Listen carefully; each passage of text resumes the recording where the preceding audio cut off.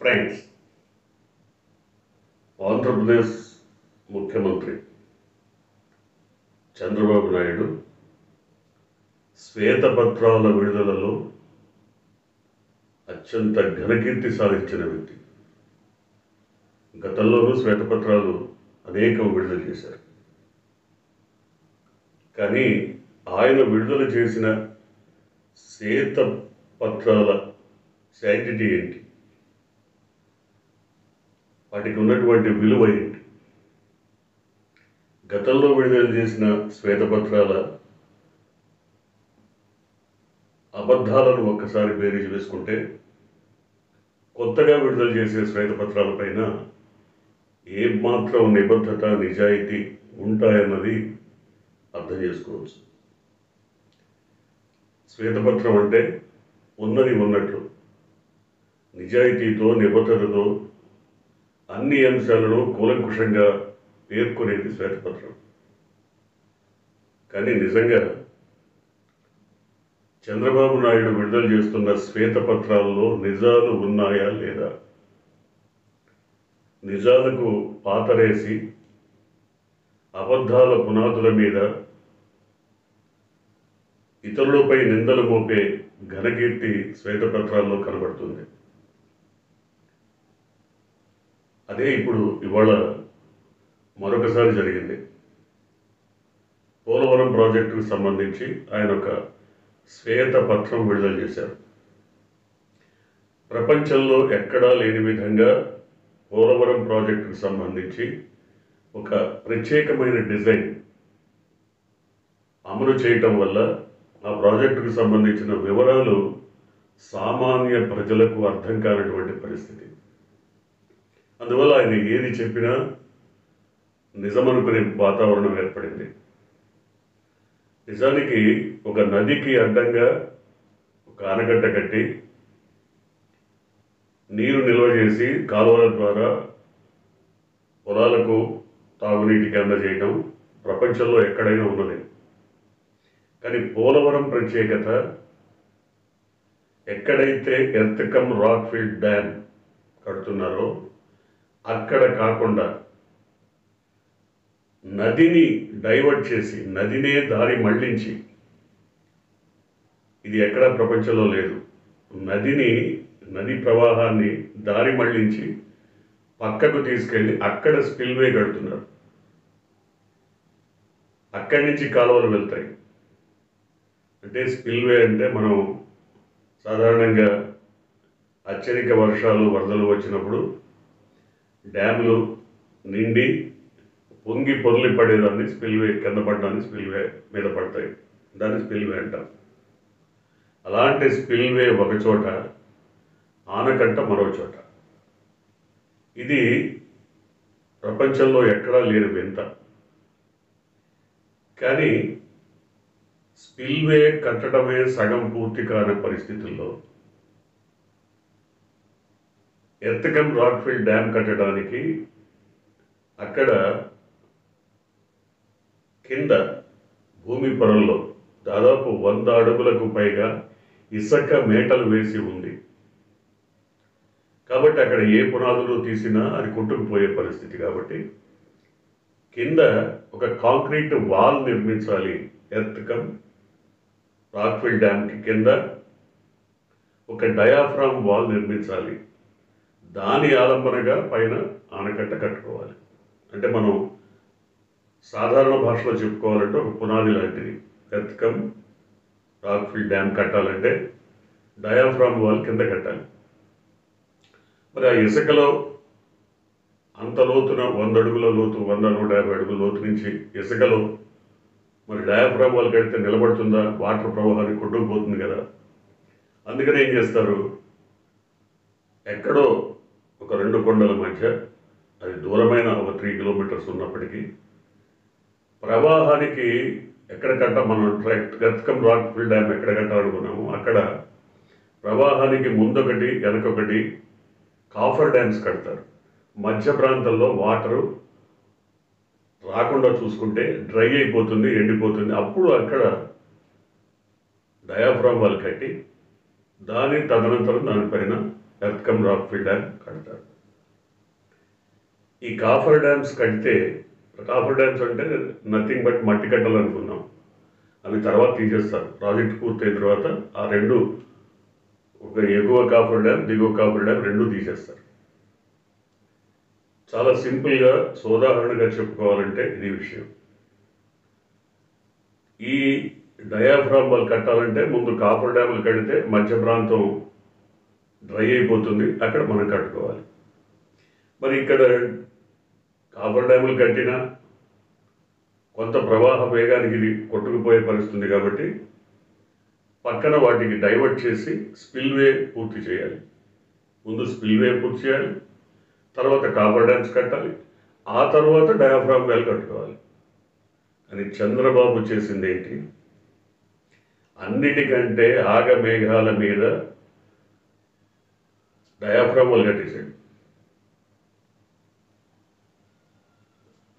అంటే దీన్ని ప్రతి ప్రాజెక్టుకి ఒక ప్రోటోకాల్ ఉంటుంది. దీని తర్వాత ఇది చేయాలి, దీని తర్వాత ఇది చేయాలి, దీని తర్వాత ఇది చేయాలి. కానీ అన్నిటినీ వదిలిపెట్టి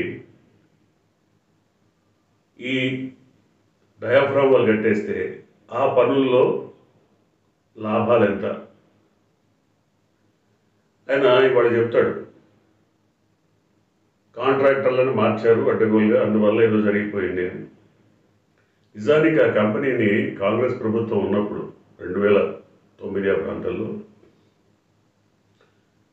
రాయపాటి సాంబశివరావుకు చెందిన టాల్స్ట్రాయ్ కంపెనీకి ఇచ్చారు. ప్రాజెక్టు ప్రారంభం చేసింది పునాదుల నుంచి ఆ కంపెనీయే. కానీ చంద్రబాబు నాయుడు వచ్చాక 2014లో 2016 వరకు పనులు జరగలేదు. 16లో ఆయన ఎవరికి ఇచ్చారు?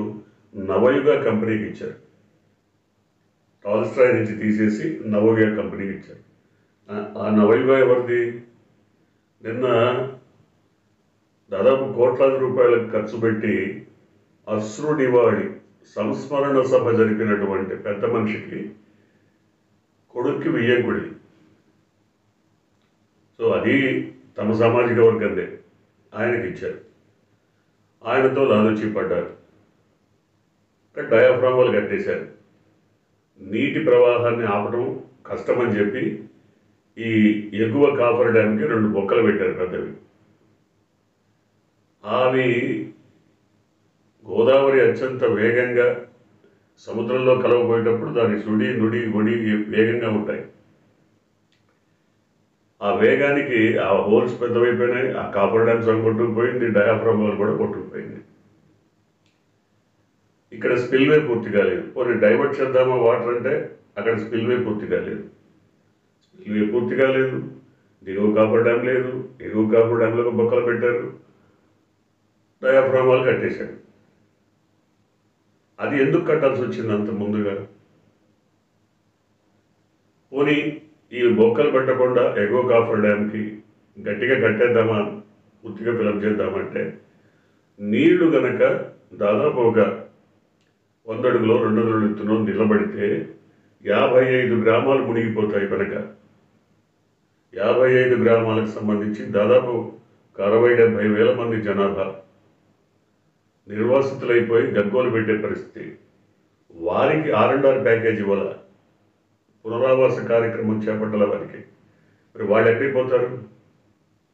ఇన్ని అవకతవకల మధ్య అన్ని రకాలుగా ప్రాజెక్టును చంపేసిన వ్యక్తి ఇప్పుడు ఎవరో అర్థమైపోయి ఉంటుంది. కానీ ఆయన నేరం ఎవరి మీద మోపుతాడు? జగన్మోహన్ రెడ్డి మీద మోపుతాడు. ప్రాజెక్టును చంపేశాడు అంటాడు.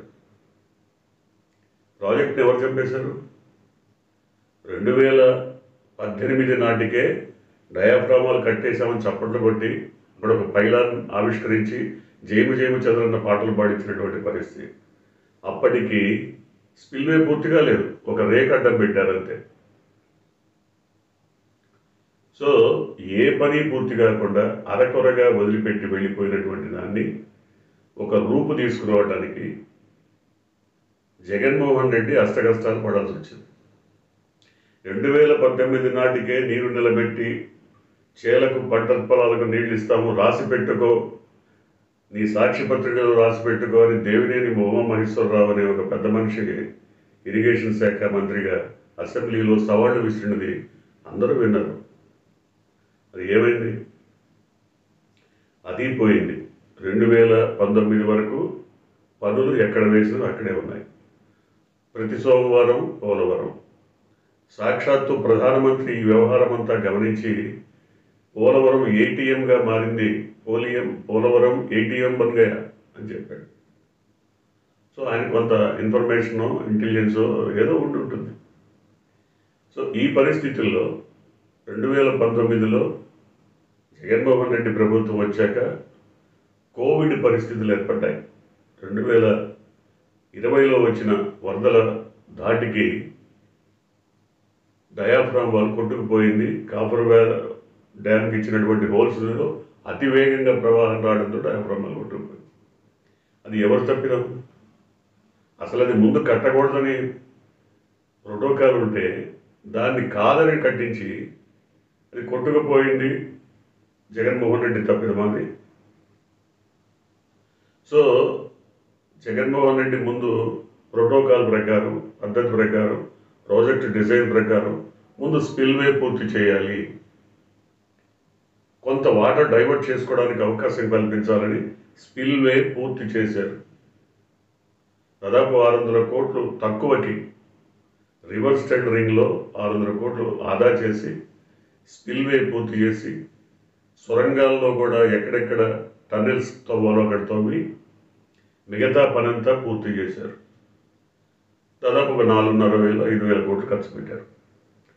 ఈయన చంద్రబాబు చెప్తాడు ఇవాళ, నేను 11,000 కోట్లు ఖర్చు పెట్టి 72%, 72% పనులు చేశానంటాడు. ప్రాజెక్టు 55,000 కోట్లు అయితే 72% పని చేయడానికి 11,000 ఖర్చు అయిందా? 11,000 కోట్లు ఖర్చు అయిందా? 11,000కి 72,000 కోట్లు అయితే మిగతా 4,000 కోట్లతో అయిపోవాలి కదా ప్రాజెక్టు. మరి ఎందుకు కాలేదు? ఇక్కడ ఇదే ఈయన చెప్పే పద్ధతిలో, ఈయన చెప్పే మాటల్లో దొల్లతనం, అబద్ధాలు, ఆత్మవంచన, ఇతరుల మీద పరనింద, ఆత్మస్థుతి, ఇది ఆయనకు అలవాటైనటువంటి నేచర్. శ్వేతపత్రాలలో ఇంత డొల్లతనం కనబడితే ఇక శ్వేతపత్రాల మీద ప్రజలకు నమ్మకం పోయే పరిస్థితి. చాలా సులువైనటువంటి పద్ధతిలో పోలవరాన్ని గురించి ఎక్స్ప్లెయిన్ చేయొచ్చు, కానీ ఆయన ఒక పెద్ద ఆడియో విజువల్ ఇది పెట్టుకొని దాని ద్వారా ప్రజలందరికీ ఏవేవో చెప్పాలని, ఏదేదో మసిపూసి మారడికాయ చేయాలని ఎంత ప్రయత్నం చేశారు. కానీ శ్వేతపత్రం అబద్ధమని ప్రతి ఒక్కరికి అర్థమైపోయింది. దానిలో డొల్లతనం తెలిసిపోయింది. ఎందుకంటే దాదాపు 2.5-3 సంవత్సరాల పాటు 2019, 20, 21 వరకు కూడా కోవిడ్ ప్రపంచాన్ని వణికించింది. జగన్మోహన్ రెడ్డి ఏమీ చేయలేదు. 21 తర్వాత అదేదన్నా ప్రారంభమైన 22, 23 2 సంవత్సరాలు ఆయనకి అవకాశం ఉంది. 24లో మళ్ళీ ఎన్నికలు వచ్చేసాయి. ఇక్కడ విచిత్రమైన పరిస్థితి, డయాఫ్రామ్ వాల్ ఎంత వరకు డ్యామేజ్ అయిందో తేల్చడానికి 2 నిపుణుల కమిటీలకు సంబంధించి నిపుణుల బృందాలు సందర్శించిన తర్వాత ఇప్పుడు ఆ డ్యాముకు సంబంధించి ఇంకో డయాఫ్రామ్ వాల్ కట్టుకోవడమే మార్గం అని చెప్తున్నారు. దాదాపు 460 కోట్లు ఖర్చు పెట్టాడు చంద్రబాబు ఆ డయాఫ్రామ్ వాల్ కట్టడానికి. ఇవాళ దాన్ని ఏదో మరమ్మతులు చేయడానికి కూడా దాదాపు 450 కోట్లు అయితే దానికంటే కొత్త డయాఫ్రామ్ వాల్ కట్టుకోవడం మంచిది. దానికి 900 కోట్లు ఖర్చు అవుతుంది. సో అసలు డయాఫ్రామ్ వాల్ ప్రోటోకాల్ ప్రకారం కట్టకుండా ఎవరు కట్టమన్నారు అంతకుముందు? అసలు ఎగువ కాపర్ డ్యాము, దిగువ కాపర్ డ్యామ్ పూర్తి కాకుండానే మధ్యలో డయాఫ్రామ్ వాల్ ఏమన్నది ఎవరు? అవతల స్పిల్వే పూర్తి కాలేదు. సో ఇవన్నీ బయటి ప్రపంచానికి తెలిసి అర్థమై ఆయన డొల్లతనం బయటపడుతుందని తెలిసిన తర్వాత, అర్థమైన తర్వాత ఇలాంటి శ్వేతపత్రాలు ఇక ముందు ఇంకొక 5 6 వస్తాయి, 6 దాదాపు వస్తాయి. ఇది మొదటిది. అన్నీ ఇలాగే ఉంటాయి. దీంట్లో నిజాలు తెలుసుకున్న తర్వాత మరి జనం ఏ రకమైన నిర్ణయం తీసుకుంటారో చూద్దాం.